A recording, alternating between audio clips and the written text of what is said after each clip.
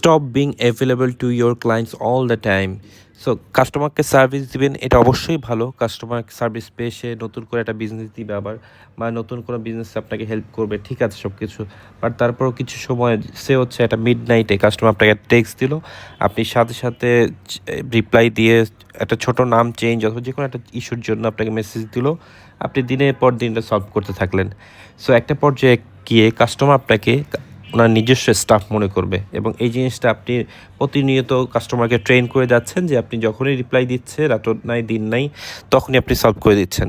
So আপনি যদি এই কাজটা রাত 3টার সময় যদি ইম্পর্ট্যান্ট না হয়, প্রায়োরিটি বেসিস না হয়, আপনি তখন যদি অফিস টাইমে গিয়ে সেই রিপ্লাইটা দিয়ে সলভ করে দেন, কাস্টমার কিন্তু ট্রেন হবে আপনাকে অফিস টাইমে রিপ্লাই দিতে হবে।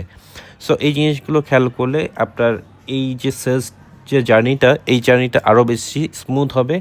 আপনি আরও বেশি সেলস নিয়ে চিন্তা ভাবনা করতে পারবেন, আপনার নিজের হেলথ নিয়ে আপনি কনসার্ন হতে পারবেন। সো এই জিনিসটা হয়তো বা কাজে লাগবে আপনাদের জন্য।